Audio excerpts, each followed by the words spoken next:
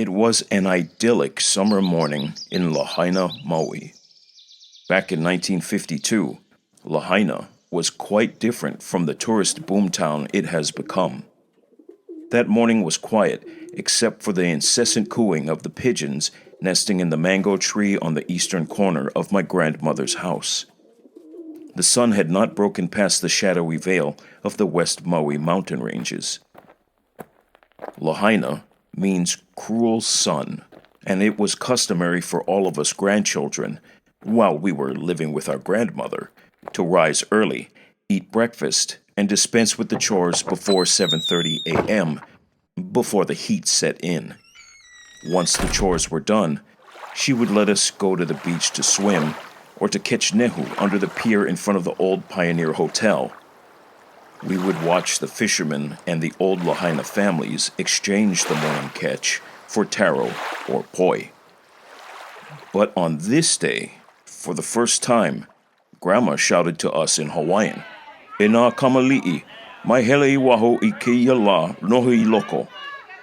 Don't go outside today. I want you folks to stay indoors.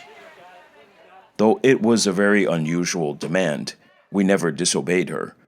So we boys went to our bedroom, and the girls went to theirs.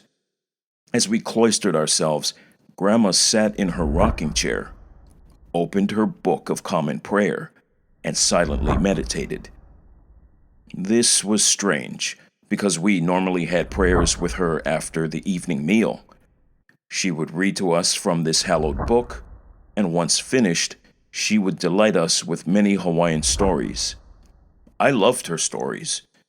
At the time, my cousins and I were teenagers, and we found it difficult to keep ourselves entertained. I occupied myself by looking at my cousin Pat's new Nash Rambler that was parked behind the house. Just beyond the property line, my eyes ventured over to the brand new carport that Uncle Dallas had just finished.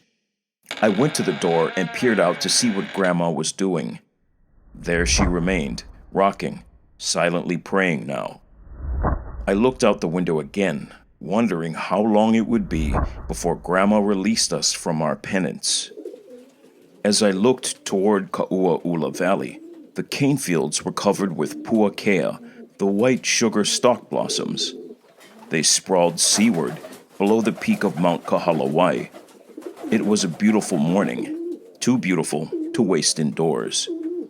But then my gaze was drawn to a splash of green spreading across the top of the white-crested cane fields. Something unnatural was beginning to happen. The white was turning green, and the green seemed to be moving slowly downward, as if a giant invisible being with a giant invisible lawnmower was cutting a path seaward. I called my cousins to come to the windows. There was an awesome silence. We no longer heard the pigeons in the trees. Only silence.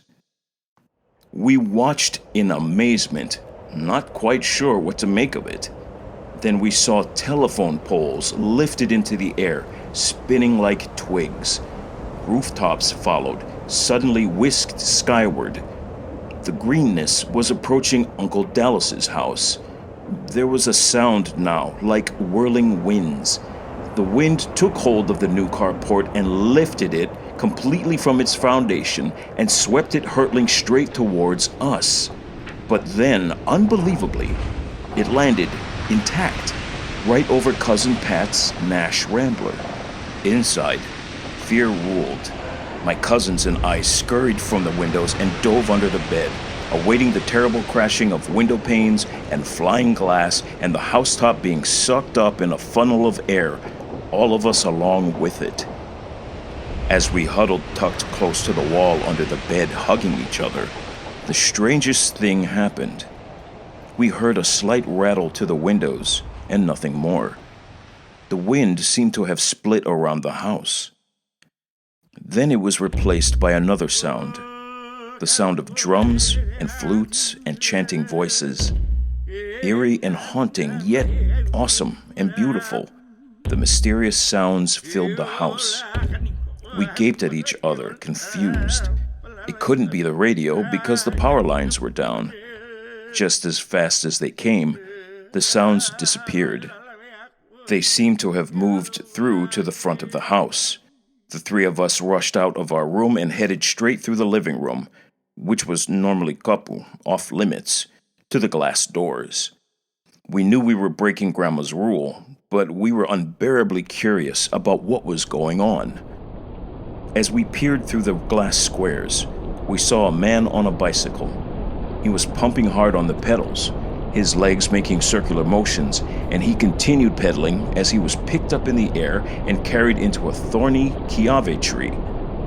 Just as fast as the winds came, they were gone. We were dying to ask Grandma questions, but we didn't have a chance. She rose from her rocking chair and simply said, "Okay, hiki ia o ko, e hele iwaho. You can go outside." We ran out back to check Cousin Pat's car for any damage and marveled how it had a new carport. Poor Uncle Dallas. By now, we heard the whirring engine of my Uncle Taketo's car pulling into the yard. He reported to Grandma that the old Waine'e church had collapsed and several homes had been destroyed just above Pioneer Mill. But apparently, no one was seriously hurt. It was a couple of years later that I asked my aunt how my grandmother, a kupuna wahine, revered elder, knew about the winds. She explained that the old people knew 3 days before by the whistling that came from the valley, and they would prepare their houses. The ancients called the phenomenon whistling winds of Ka'ua'ula Valley, or red rain. It also announced the oncoming death of a high-born person, one of royal birth. I never had the opportunity to ask my kupuna wahine, my grandmother, about the drums and the chanting around the house, or why the house was spared. She passed away in the winter of that same year. Years later, I asked my mother. She simply said, "The land where Grandma's house sat was royal and sacred land." To her, it was no mystery after all.